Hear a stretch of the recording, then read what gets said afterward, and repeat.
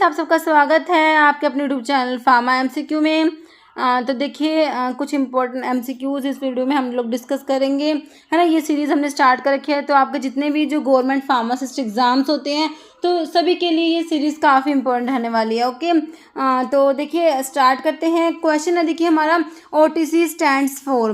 तो ओटीसी का मतलब होता है, क्या होता है? ओटीसी का मतलब होता है ओवर द काउंटर होता है। ओके, ऑप्शन जो है आपका ए राइट हो जाएगा। OTC stands for over the counter. जिन ड्रग्स के लिए कोई भी प्रिस्क्रिप्शन की रिक्वायरमेंट नहीं होती ना, वो ओटीसी ड्रग्स होती है। जैसे पैरासीटामोल जो होता है ना, वो ओटीसी ड्रग्स में आता है। नेक्स्ट क्वेश्चन देखिए, one among the following drug is a vitamin के एंटागोनिस्ट एंटीकोएगुलेंट। ओके, तो इनमें से कौन सी ड्रग है जो विटामिन के का क्या है? एंटागनिस्ट होता है।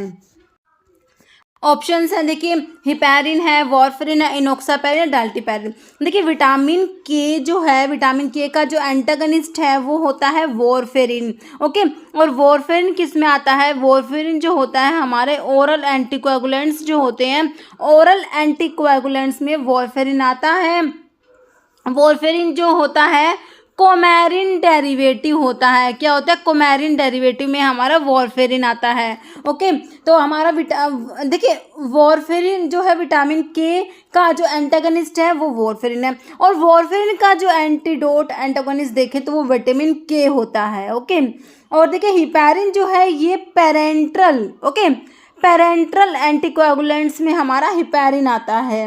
वॉरफेरिन ओरल में हो गया। इनोक्सापैरिन, डाल्टीपैरिन। देखिए पैरिन्स वाले जो इनोक्सापैरिन, डाल्टीपैरिन, परनापैरिन है ना, ये लो मॉलिक्यूलर वेट हिपैरिन्स होते हैं। क्या होते हैं? Low molecular weight heparins. Okay, next है, as per the drug and cosmetic act 1940 and rules 1945। तो ड्रग एंड कॉस्मेटिक एक्ट कब आया? 1940 में आया। इसके रूल्स कब आए? तो ये 1945 में आए। ठीक है, तो इसके अकॉर्डिंग ड्रग एंड कह रहे हैं, as per the drug and cosmetic act in which of the following conditions the drug shall be deemed to be spurious. तो इनमें से कौन सी कंडीशन है जिसमें ड्रग को क्या कहेंगे? स्पूरियस कहेंगे, है ना। देखिए, if it is imported under a name which belongs to another drug. Okay, अगर इसको इंपोर्ट किया गया under a name which belongs to another drug तो ये तो स्पूरियस हो गई। जैसे if it purports to be the product of a manufacturer of whom it is not truly a product, तो ये भी स्पूरियस की डेफिनेशन में पढ़ते हैं। तो हमारा आंसर क्या हो जाएगा? बोथ हो जाएगा। ऑप्शन सी राइट हो जाएगा। ओके, देखिए एक तो आप लोग पढ़ते हैं क्या? स्पूरियस ड्रग्स पढ़ते हैं, एक मिसब्रांडेड और एक अडल्टरेटेड। ओके, तीनों के बारे में आपको पता होना चाहिए। तो स्पूरियस का तो हो गया क्या? If it is imported under a name which belongs to another drug, और एक है if it purports to be product of manufacturing of whom it is not truly a product. Okay, तो ये स्पूरियस ड्रग होती है, substitutes होती हैं, resemble drug होते हैं और इमिटेशंस होती हैं। और जो आपकी मिसब्रांडेड ड्रग होती हैं, मिसब्रांडेड ड्रग में होता है note labelled in the proper manner, में उसको लेबल नहीं किया गया है ना, नोट लेबल्ड इन अ प्रिस्क्राइब मैनर। फिर एक होता है colour which is not prescribe, if it contain a colour which is not prescribe तो ये मिसब्रांडेड हो जाएगी। इफ इसके जो लेबल होता है, if its label bears a statement which is false और मिसलीडिंग स्टेटमेंट प्रेजेंट है तो वो भी आपका मिसब्रांडेड में आएगा। ओके, तो मिस ब्रांडेड में हम याद करेंगे क्या क्या? If it contain a colour which is not prescribed, not labelled in the prescribe manner, और लेबल कंटेन ए फॉल्स और मिसरीडिंग स्टेटमेंट, तो ये हमारे मिस ब्रांडेड का है। और अडल्टरेटेड का मतलब होता है कि एक तो इसको अगर मैन्युफैक्चर किया गया या स्टोर किया गया है अनहाइजीनिक कंडीशन में, तो ये हमारा क्या हो गया? अडल्टरेटेड ड्रग हो गया। ओके, अगर ड्रग में मिक्स कर दिया गया कोई भी हार्मफुल, है ना, हार्मफुल सब्सटेंस मिक्स कर दिया गया, या फिर इसमें कोई भी filthy dead decompose substance present है ड्रग में, तो भी हमारी क्या? अडल्टरेटेड ड्रग हो जाएगी। ओके, या फिर ड्रग में मिक्स कर दिया ऐसा सब्सटेंस जो क्या करता है? इसकी जो क्वालिटी या स्ट्रेंथ को डिक्रीज करता है, किसको? क्वालिटी को, तो ये भी आपकी क्या होती है? अडल्टरेटेड ड्रग हो जाती है। ओके, तो ये देखिए तीनों आपको पता होना चाहिए, स्पूरियस, मिसब्रांडेड, अडल्टरेटेड के बारे में क्वेश्चन बनते हैं, काफ़ी इंपॉर्टेंट है ये। नेक्स्ट है drug with high affinity for receptor. देखिए एक ड्रग है जिसकी जो है हाई एफिनिटी है रिसेप्टर्स के लिए, जिसकी एफिनिटी हाई है और हाई, देखिए इंट्रिंसिक एक्टिविटी भी हाई है ना, एफिनिटी भी हाई है, इंट्रिंसिक एक्टिविटी भी हाई है, तो ये हमारे होते हैं एगोनिस्ट होते हैं। जिनकी क्या होती है, एफिनिटी होती है और इंट्रिंसिक एक्टिविटी भी हाई होती है। इंट्रिंसिक एक्टिविटी को मेजर करते हैं 0 से 1 होती है, तो एगोनिस्ट की इंट्रिंसिक एक्टिविटी 1 होती है। ओके, देखिए एंटागनिस्ट जो होते, पहले आप आंसर टिक कर लीजिए, एगोनिस्ट एंटागनिस्ट जो होते हैं इनकी एफिनिटी तो होती है ना, लेकिन जो इंट्रिंसिक एक्टिविटी होती है वो 0 होती है। ओके, फिर आपके इनवर्स एगोनिस्ट और पार्शियल एगोनिस्ट होते हैं। तो देखिए आपका आंसर तो एगोनिस्ट हो गया। बाकी देखिए एफिनिटी का मतलब होता है ability of drug to combine with the receptor, receptor से बाइंड करने की जो एबिलिटी होती है उसको क्या बोलते हैं, एफिनिटी बोलते हैं। और इंट्रिंसिक एक्टिविटी होती है ability of drug to activate और induce conformational change in receptor. तो जो इंट्रिंसिक एक्टिविटी 0 से 1 होती है। तो एगोनिस्ट का हमने क्या देखा, एफिनिटी भी होती है और इंट्रिंसिक एक्टिविटी मैक्सिमम होती है, मतलब कि 1 होती है। और एंटागनिस्ट में एफिनिटी तो होती है बट इंट्रिंसिक एक्टिविटी 0 होती है। पार्शियल एगोनिस्ट में have affinity but intrinsic activity -1 होती है। ओके, नेक्स्ट है in the context of simple epithelial tissue of human body.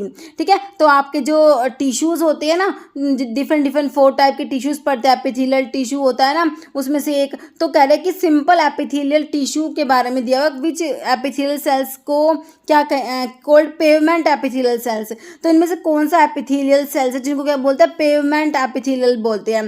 देखिए स्क्वैमस को कहेंगे क्यूबॉइडल सिलिएटेड कोल्यूमनार। तो आपका जो स्क्वैमस एपिथेलियम होता है ना उसी क्या बोलते हैं, पेवमेंट एपिथेलियम बोलते हैं। ऑप्शन आपका ए राइट हो जाएगा। ओके, देखिए जो सिंपल स्क्वैमस एपिथेलियल जो है उसको पेवमेंट एपिथेलियम या टेसलेटेड एपिथेलियम भी बोलते हैं। तो इसको पेवमेंट क्यों कहते हैं, क्योंकि इसकी अपीयरेंस जो टाइल लाइक अपीयरेंस होती है इसलिए इसको क्या बोलते हैं, पेवमेंट एपिथेलियम भी बोलते हैं।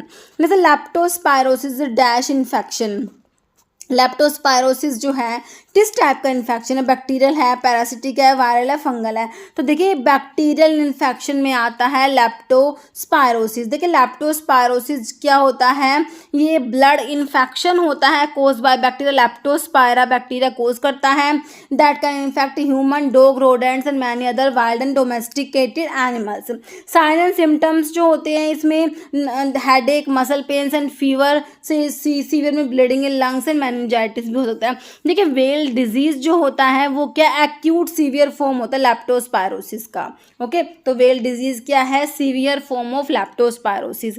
कोज the infected individual to become jaundice, में जो इन्फेक्टेड इंडिविजुअल होता है उसको जॉन्डिस हो जाएगा। Okay, skin and eyes become yellow, develop kidney failure and bleed. तो ये आपका सारा है लेप्टोस्पायरोसिस के बारे में। ओके, नेक्स्ट क्वेश्चन देखिए, which section of drug and magic remedies act 1945। तो ड्रग मैजिक रेमेडीज एक्ट है आपका 1945 का है। इसको ऑब्जेक्शनेबल एडवर्टीजमेंट एक्ट भी बोलते हैं। Okay, is related with prohibition of misleading advertisement related to drug.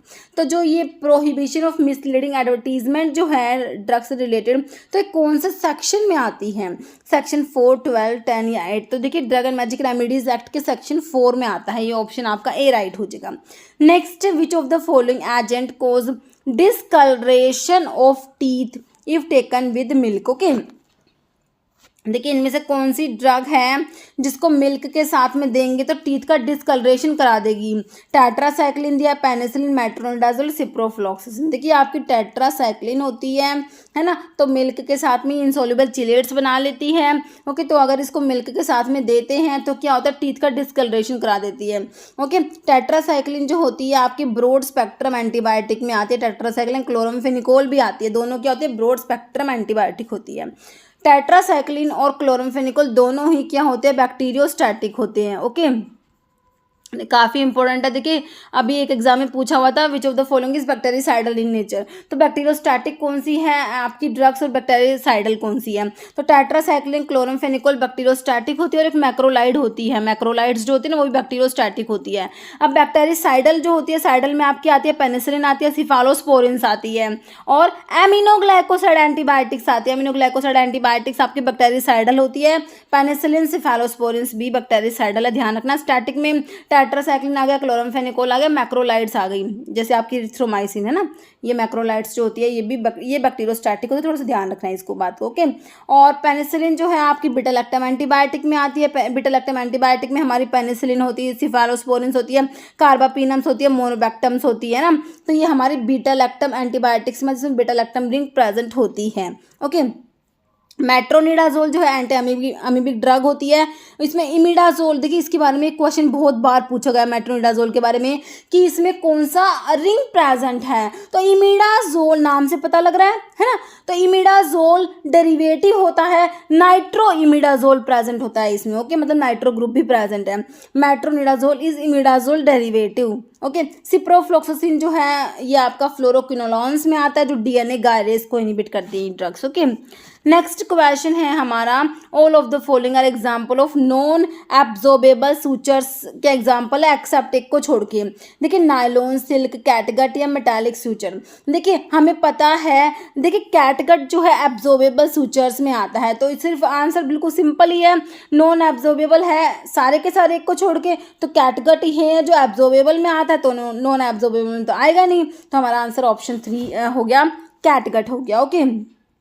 देखिए सूचर्स जो होते हैं ना ये एब्जॉर्बेबल होते हैं, नॉन एब्जॉर्बेबल। एब्जॉर्बेबल में हमारा कैटगट आ गया, कंगारू टेंडन्स, ब्रोकाफिल आता है, और नॉन जो एब्जॉर्बेबल है उसमें silk, linen, cotton, synthetic thread होते हैं, horsehair, metal and alloys and silkworm gut आता है, ओके। जैसे which chapter of drug and cosmetic act 1940 and rules 1945, तो ड्रग एंड कॉस्मेटिक एक्ट है 1940 का, ये क्वेश्चन भी आता है कि ड्रग एंड कॉस्मेटिक एक्ट कब पास हुआ, 1940 में पास हुआ, इसके रूल्स कब आए, 1945 में। तो कह रही है विच इसका कौन सा चैप्टर होता है, रिलेटेड होता है with the import of drug and cosmetics, तो import of drug and cosmetics drug and cosmetic act के कौन से चैप्टर्स में आता है, चैप्टर 3 में, 2 में, 5 में, 4 में या 5 में, ओके। देखिए इसमें 1 2 3 4 5 चैप्टर्स होते हैं इसमें, तो जो आपका import of drug and cosmetics होता है ना वो आपका आता है चैप्टर नंबर 3 में आता है, ऑप्शन आपका ए राइट हो जाएगा, ओके। देखिए ड्रग एंड कॉस्मेटिक एक्ट होता है, इसको डिवाइड किया गया है, इसके 5 चैप्टर्स है, 18 पार्ट्स हैं, तो 5 चैप्टर्स कौन कौन से हैं। फर्स्ट चैप्टर में इंट्रोडक्शन है,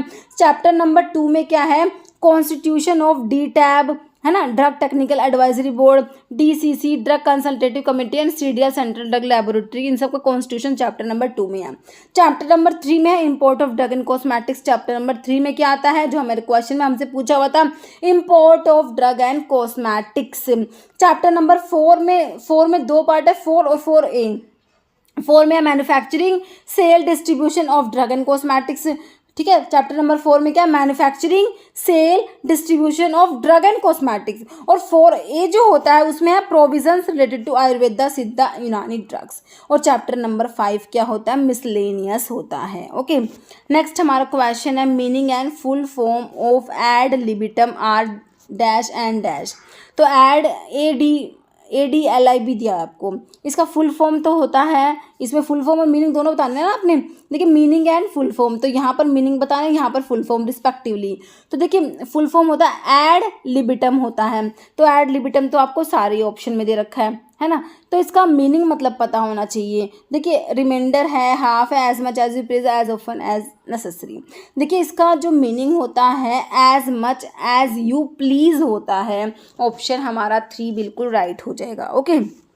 नेक्स्ट है मिथाइल पैराबेन और propyl paraben may be use in the preparation of ointments as, तो जो पैराबेन्स होते हैं, मिथाइल पैराबेन, प्रोपाइल पैराबेन, बिल्कुल सिंपल है, क्या होते हैं, प्रिजर्वेटिव्स होते हैं ना, तो ये मिथाइल पैराबेन, प्रोपाइल पैराबेन क्या है, ये प्रिजर्वेटिव हैं, तो आपको ऑप्शंस में यही दिया है, ये ऑप्शन 1 में दिया हुआ है, प्रिजर्वेटिव होते हैं ये, ओके। नेक्स्ट क्वेश्चन है which one of the following is zoonotic disease, तो जूनोटिक डिजीज कौन सा है, रेबीज है, डिप्थीरिया है, रुबेला है, काला आजार है।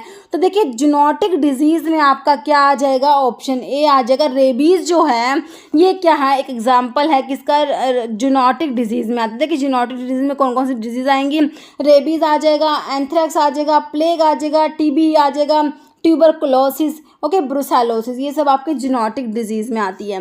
जैसे which part of prescription contain prescriber's direction to pharmacist regarding the doses form to be prepared and number of dose to be dispensed, okay. कह रहे विच पार्ट ऑफ प्रिस्क्रिप्शन के पार्ट्स के ऊपर क्वेश्चन है, कौन सा पार्ट है prescription का जिसमें क्या प्रेजेंट है, क्या कंटेन करता है, prescriber's in direction to pharmacist, okay. Direction to pharmacist prescription के कौन से पार्ट में आता है? देखिए सब्सक्रिप्शन, इंस्क्रिप्शन, सुपरस्क्रिप्शन, सिग्नेचर। देखिए प्रिस्क्रिप्शन में एक पार्ट तो आपका आता है सुपरस्क्रिप्शन, जिसमें आपका RX आता है, टेक दो या यू टेक, जिसका मतलब होता है। फिर आपका इंस्क्रिप्शन में इंग्रेडिएंट्स आते हैं। सब्सक्रिप्शन होता है डायरेक्शन टू फार्मासिस्ट, जो हमारा आंसर हो जाएगा ऑप्शन बी। सिग्नेचर क्या होता है? डायरेक्शन टू द पेशेंट होता है। डायरेक्शन टू पेशेंट जो होता है आपका सिग्नेचर होता है, ध्यान रखना। तो हमारा आंसर ऑप्शन जो है ए हो गया। ओके, नेक्स्ट है 1 tablespoon full is equal to. Options देखिए 5 ml, 15 ml, 25 और 30 ml। कन्वर्जन्स के ऊपर क्वेश्चन है। 1 टेबल स्पून फुल में कितना, 1 टेबल स्पून फुल में कितना ml होता है? ओके, तो 1 टेबल स्पून फुल में 15 ml होता है, ध्यान रखना। ऑप्शन आपका बी राइट हो जाएगा। देखिए 1 टी स्पून फुल में 4 ml होता है, 1 डेजर्ट स्पून फुल में 8 ml, 1 टेबल स्पून फुल में 15 ml, 1 फ्लूइड आउंस में 30 ml या 30 ml और 2 टेबल स्पून फुल भी बोल सकते हैं ना। फिर 1 वाइन ग्लास फुल में 60 ml होता है, 1 टी कप फुल में 120 ml, 1 टम्बलर फुल में 240 ml होता है। ओके, तो ज़्यादातर ना ये टी स्पून फुल और जो टेबल स्पून फुल है और एक फ्लूइड आउंस है ना, मतलब कि स्टार्टिंग के 4 वाले ज़्यादा पूछे जाते हैं एग्जाम्स में। नेक्स्ट क्वेश्चन है हमारा, जिसका आंसर आप लोग कमेंट बॉक्स में देने वाले हैं। आप लोगों के लिए क्वेश्चन है, first British pharmacopoeia was published in. तो फर्स्ट BP कब पब्लिश हुआ था? 1864, 1968, 1932 या 1885? तो इसका आंसर आप लोगों ने कमेंट बॉक्स में देना है। इस वीडियो में इतना ही। अगर आपको वीडियो अच्छी लगे तो लाइक करना, शेयर करना। चैनल पर नए हैं तो मेरे आप लोगों से रिक्वेस्ट है कि चैनल को प्लीज़ सब्सक्राइब जरूर करना। Okay, thank you.